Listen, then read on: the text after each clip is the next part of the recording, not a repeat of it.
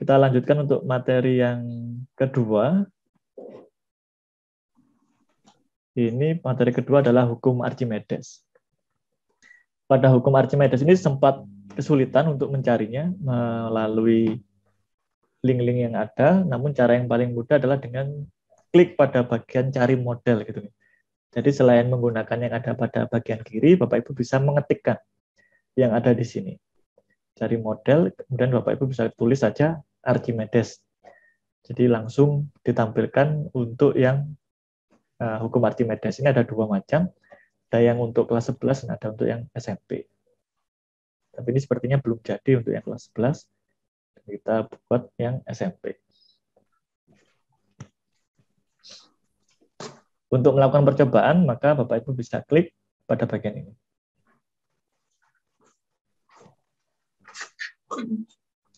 Ini adalah tampilannya Bapak Ibu, tampilan yang ada pada hukum Archimedes. Di sini ada teori. Dengan klik di sini, nah, jadi kita mulai dulu dengan teori. Di sini ada, kalau di pembelajaran itu ada yang namanya prior knowledge. Artinya untuk memudahkan siswa dalam memahami topik hukum Archimedes, siswa itu perlu mengetahui beberapa topik pendahulu. Nah, jadi nanti dibahas dulu mungkin, atau mungkin Bapak Ibu bisa sajikan kuis tentang besaran massa, massa jenis, gaya berat, dan hukum Newton itu bisa. Karena berdasarkan yang saya teliti, ternyata banyak siswa yang gagal mengaitkan antara materi sebelumnya dengan materi hukum Archimedes. Pertanyaannya simpel, Bapak Ibu. Bisa dimulai dari pertanyaan, manakah yang lebih berat, satu karung beras atau satu karung kapas? Nah, itu mungkin untuk kegiatan pembuka bisa ditanyakan. Kuisnya gitu. Nah, ini cukup membuat siswa bingung. Jangankan siswa, mahasiswa saja kadang masih bingung. Nah, pernah saya coba di kelas itu, ya masih ada yang mikir juga. Satu karung beras dengan satu karung kapas. Ini kaitannya dengan volume dan massa jenis. Kemudian, manakah yang lebih berat, 1 kilogram beras dan 1 kilogram kapas? Nah, ini jadi siswa dapat memahami besaran massa. Kemudian, apakah yang terjadi pada benda jika resultan gaya pada benda tersebut bernilai 0? Ini kaitannya dengan hukum Newton.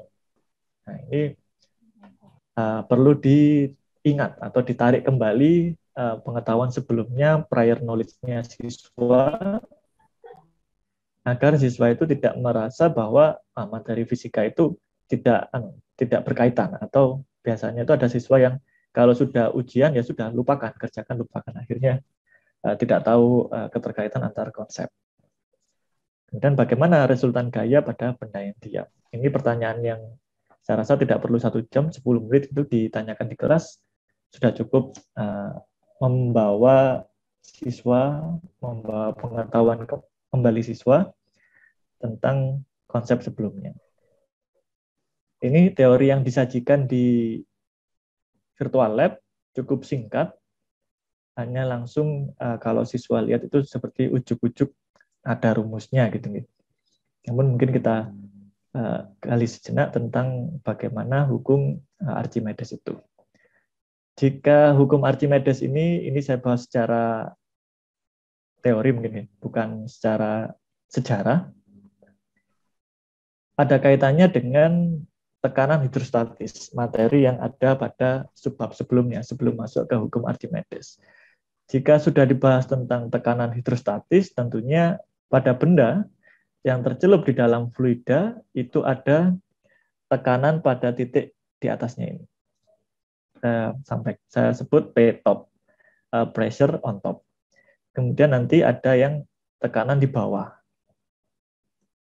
Jadi kita ajak siswa lagi untuk mengingat kembali bagaimana tekanan hidrostatis antara titik A, B, dan C. Nah, jadi sekalian mengingat materi sebelumnya. Tentunya berdasarkan tekanan hidrostatis yang paling semakin dalam itu semakin besar tekanannya, sehingga tekanan hidrostatis pada titik A lebih besar dari di B dan di C. Oleh karena itu, dengan menggunakan konsep tekanan hidrostatis ini, dapat disimpulkan bahwa tekanan pada bagian bawah ini jelas lebih besar daripada pada bagian atas. Dan pada benda yang tercelup itu ada luas permukaan A pada bagian ini. Dan yang bawah juga ada luas permukaan A. Kita ajak lagi ke materi sebelumnya, yaitu tentang definisi atau makna dari tekanan. Tekanan pernah disampaikan sebelumnya bahwa P sama dengan F per A. Atau mungkin kalau kita mencari F, force, itu P dikalikan dengan A. Maka karena tekanan pada bagian bawah besar, lebih besar, maka gaya pada bagian bawah ini juga lebih besar daripada gaya pada bagian atas.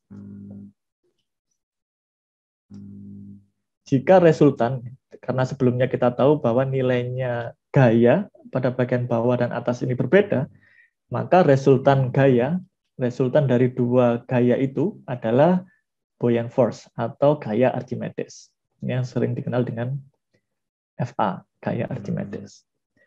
Dan di sini ada gaya atas dan ini ada gaya bawah, dan nilainya lebih besar yang bawah. Sehingga untuk menemukan resultannya, F bottom yang di bawah dikurangi dengan F yang di atas. Karena ini tadi sudah disebut bahwa dia adalah gaya Archimedes, maka bisa kita lanjutkan bahwa kita jabarkan dalam P dan A seperti ini.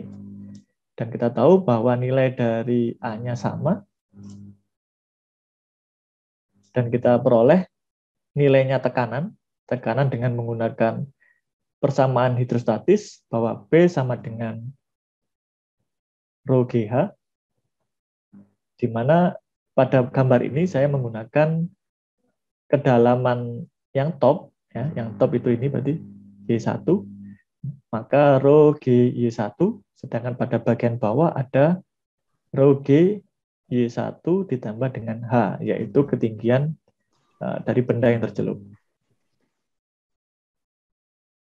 Sehingga saya masukkan ke dalam persamaan yang tadi seperti ini. Dan kita tahu bahwa hasilnya ini sama, rho GH kali A. Hanya adalah objek. Dan A ini adalah luas dari alas gitu ya. Kalau misalkan secara matematis, luas alas A dikalikan tinggi, ini H, itu adalah besaran volume. Maka bisa kita simpulkan bahwa gaya Archimedes itu adalah rho GV, dengan V-nya ini adalah volume objek. Dan volume objek ini ternyata sama dengan volume fluida yang dipindahkan. Nah, dipindahkan maknanya bisa naik, bisa tumpah. Nah, itu biasanya, dan juga kadang-kadang anak-anak bingung. Mungkin kalau yang di SMP seringnya airnya tumpah, kadang kalau airnya tidak penuh itu juga menjadi masalah. Maka bisa disimpulkan gaya Archimedes adalah rho GV, di mana rho-nya adalah massa jenis air, gravitasi, V-nya adalah volume fluida yang dipindahkan. Jika dibahas, maka rho kali V, ya ini definisi dari massa jenis adalah besaran massa. Maka bisa disimpulkan gaya Archimedes adalah massa fluida dikalikan dengan gravitasi. Kalau tadi ini adalah fluida yang dipindahkan, maka bisa disebutkan bahwa ternyata M kali G tadi kan gaya berat. Ternyata gaya Archimedes itu nilainya sama dengan berat air yang dipindahkan. Yang dipindahkan ini bisa berarti tumpah, bisa berarti naik airnya, naik ke atas. Dan ini disimpulkan oleh, dapat dikatakan sebagai persamaan atau prinsip dari Archimedes, bahwa besarnya gaya angkat yang dialami oleh benda selalu sama dengan berat air yang dipindahkan.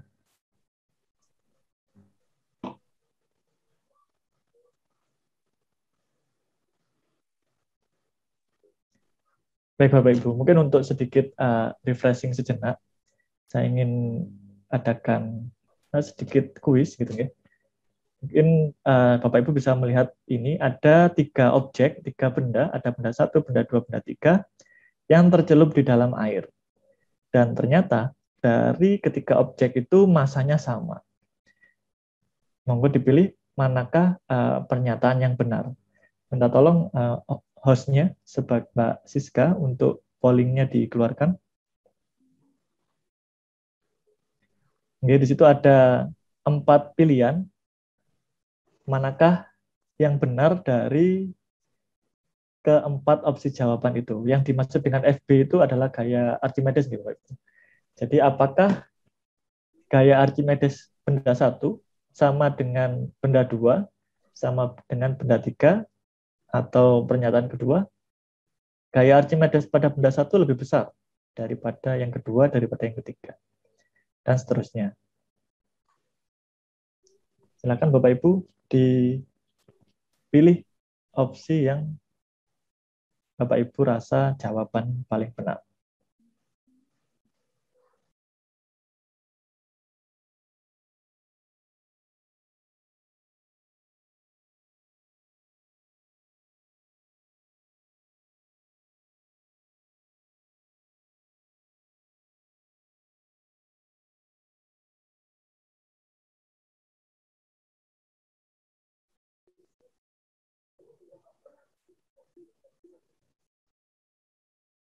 Oke, cukup. Bisa ditampilkan hasilnya.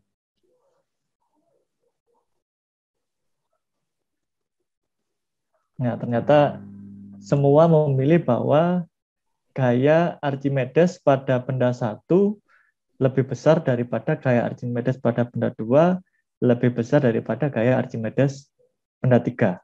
Dan ini sering saya jumpai juga pada buku. Terima kasih. Terima kasih Bapak Ibu yang sudah berpartisipasi. Salah satu yang saya teliti dengan ini, kebetulan ada guru dari Excellent Al Yasini High School Pasuruan, jadi ada guru juga yang tertarik untuk meneliti tentang pemahaman siswa SMA ini ya, tentang keadaan benda di fluida. Jadi bisa Bapak Ibu sembari ngajar daring memberikan kuis ke siswa, Bapak Ibu meneliti, mensurvei pemahaman konsep siswa tentang yang Bapak Ibu ajarkan. Bisa. Jadi itu bisa jadi artikel, bisa jadi tulisan yang Bapak Ibu publikasikan. Dan di dalam waktu dekat ini, pada bulan depan insya Allah, jurusan fisika itu akan mengadakan seminar nasional fisika dan pembelajarannya. Monggo Bapak Ibu yang siap publikasi atau mau sebagai peserta juga nanti akan kami bantu untuk mengikuti seminar nasional. Mungkin nanti linknya akan saya kirimkan ke Bu Hartati. Berikutnya dari yang tadi itu bukan salah satu pertanyaan yang diberikan untuk siswa SMA juga. Jadi ada keadaan benda dalam fluida. Jadi ada 3 keadaan benda yang tercelup dalam fluida. Misalkan yang pertama adalah keadaan tenggelam. Pada benda yang tenggelam ini tentunya ada yang namanya gaya berat yang arahnya ke bawah.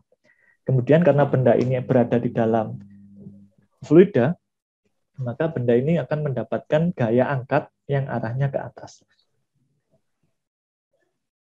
Karena benda ini berada pada dasar, kemudian ada lantainya, maka benda yang berada pada dasar ini akan mengalami gaya normal force yang arahnya ke atas.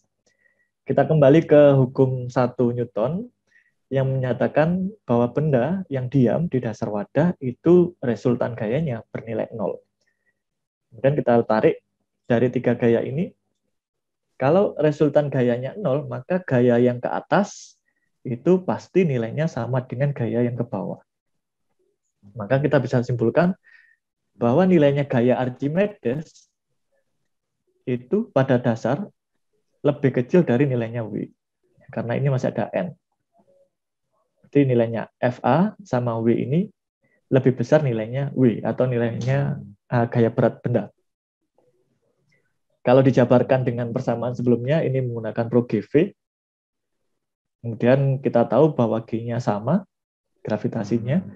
Kemudian ingat bahwa benda yang tercelup sepenuhnya itu berarti volume bendanya sama dengan volume fluida yang dipindahkan.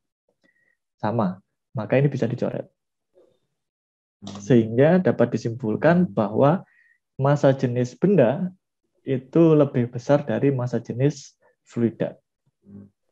Ini karakteristik benda yang tenggelam. Kemudian ada lagi benda secara bahasa seperti ini maknanya. Yang pertama, gaya berat benda W lebih besar dari gaya Archimedes yang diterima oleh benda. Kemudian yang kedua, volume total benda sama dengan volume benda tercelup. Ya, karena semuanya tercelup. Yang sama dengan volume fluida yang dipindahkan. Kemudian pada bagian 3, massa jenis benda, rho benda, itu lebih besar daripada massa jenis fluida. Kemudian kita coba lanjut pada keadaan yang kedua, benda yang melayang. Di sini juga masih bekerja gaya berat. Kemudian sama ada gaya Archimedes karena di air. Yang membedakan adalah tidak ada gaya normal karena tidak menyentuh permukaan. Kemudian benda dalam keadaan diam sama kembali ke hukum Newton, sigma F-nya sama dengan 0. Maka nilai FA itu sama dengan W. Sehingga diperoleh massa jenisnya fluida itu sama dengan massa jenisnya benda. Ini dicoret. Dapat disimpulkan karakteristik benda yang melayang itu gaya berat benda sama dengan gaya Archimedesnya.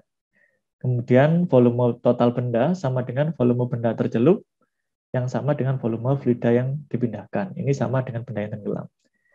Yang membedakan massa jenisnya ini benda sama dengan massa jenisnya fluida. Kita lanjutkan ke yang terapung. Pada benda yang terapung, ada gaya berat, ada gaya angkat. Dan benda ini masih dalam keadaan diam. Diam di permukaan. Maka sigma F-nya, sigma gayanya bernilai 0. Dari persamaan itu dapat diperoleh bahwa ternyata nilainya gaya angkat, gaya Archimedesnya sama dengan gaya beratnya.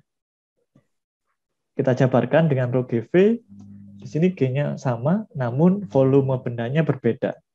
Karena tidak semua volume benda itu tercelup, maka volume yang tercelup itu tidak sama dengan volume benda.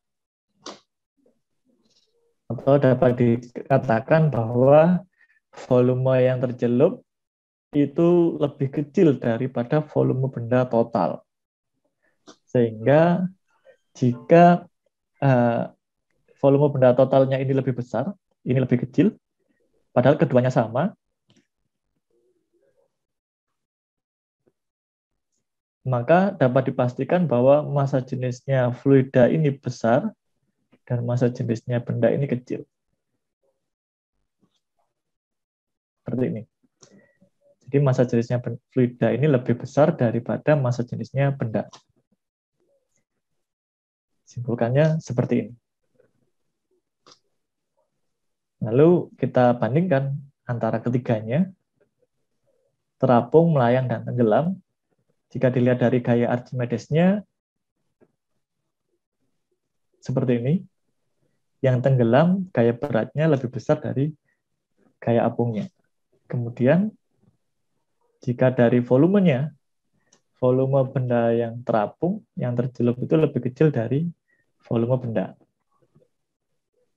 Jadi dari dua besaran ini, belum ada yang bisa membedakan antara ketiganya. Karena pada gaya angkat, karakteristik benda yang terapung dan yang melayang ini sama. Sedangkan pada volume benda yang tercelup, karakteristik pada benda yang melayang dan tenggelam ini justru sama.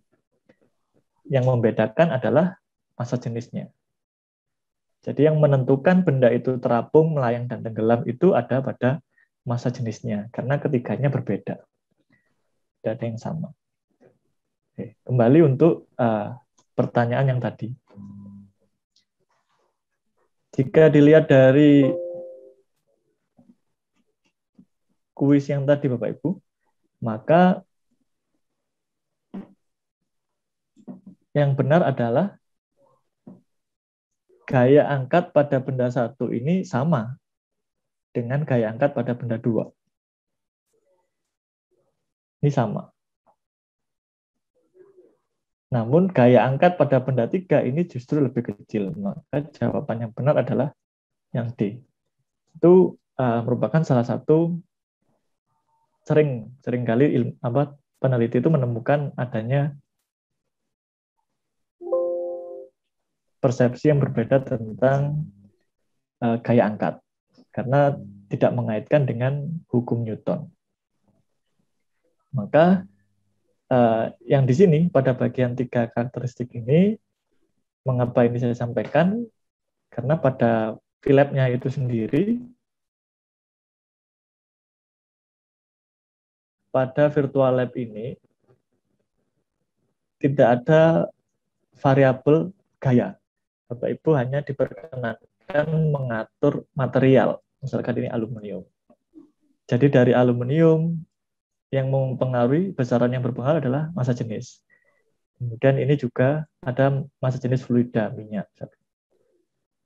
Dari sini arahnya ke kesimpulan bahwa yang mempengaruhi keadaan benda itu adalah massa jenisnya. Jadi Bapak Ibu bisa melakukan percobaan misalkan di es batu gitu nih. Ini dengan air, kemudian pada volume bendanya Bapak Ibu bisa tingkatkan. Jadi berapapun di sini jadi 7 saja yang meningkat, maka tidak ada perubahan keadaan benda. Bendanya tetap terapung. Meskipun volume. Jadi di sini volumenya ditambah atau dikurangi, benda tetap dalam keadaan terapung. Maknanya adalah volume ini tidak mempengaruhi dari keadaan benda. Dan jika dirubah menjadi kayu, ya ini mau ditingkatkan berapapun tidak akan berpengaruh karena massa jenisnya sama.